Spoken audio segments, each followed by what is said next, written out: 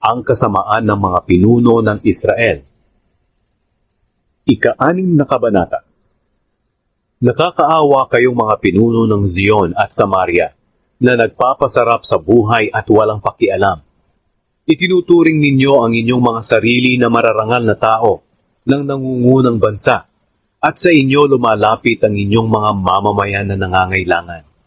Tingnan ninyo kung ano ang nangyari sa lungsod ng Kalne, ang malaking lungsod ng Hamat, at ang lungsod ng Gat sa Filistia. Mas makapangyarihan ba kayo kaysa sa mga kahariang iyon? Mas malawak ba ang inyong lupain kaysa sa kanila? Kawawa kayong nag-aakala na hindi darating sa inyo ang araw ng pagpaparusa. Dahil sa ginagawa ninyong kasamaan, lalo ninyong pinadadali ang araw na iyon na maghahari ang karahasan. Kawawa kayong mga pahiga-higa lang sa inyong mga mamahaling kama at nagpapakabusog sa masasarap na pagkaing karne ng batang tupa at ng pinatabang guya. Kawawa kayong mga kumakatha ng mga awit habang tumutugtog ng alpa at mahilig tumugtog ng mga tugtugin katulad ni David. Kawawa kayong malalakas uminom ng alak at gumagamit ng mamahaling pabango, pero hindi nagdadalamhati sa sasapiting pagbagsak ng inyong bansa. Kaya kayong mga pinuno ang unang bibihagin at matitigil na ang inyong mga pagpipista at pagwawalang bahala. Kinamumuhian ng Panginoon ang pagmamataas ng Israel. Sumumpa ang Panginoong Diyos, ang Diyos na makapangyarihan. Sinabi niya, kinamumuhian ko ang pagmamataas ng mga lahi ni Jacob at kinasusuklaman ang matitibay na bahagi ng kanilang lungsod.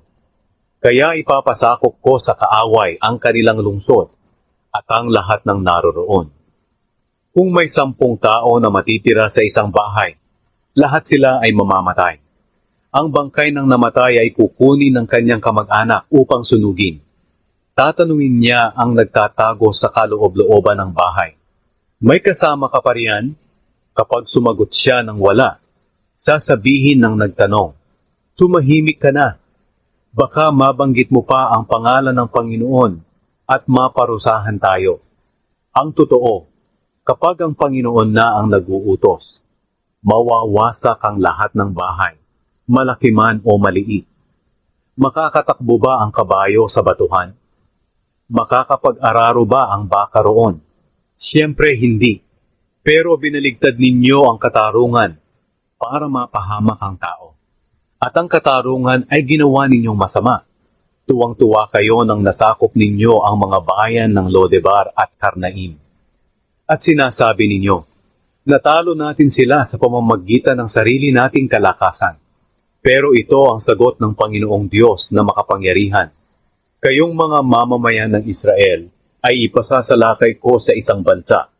Pahihirapan nila kayo at sasakupin ang inyong lugar mula Lebo Hamat hanggang sa lampak ng Araba.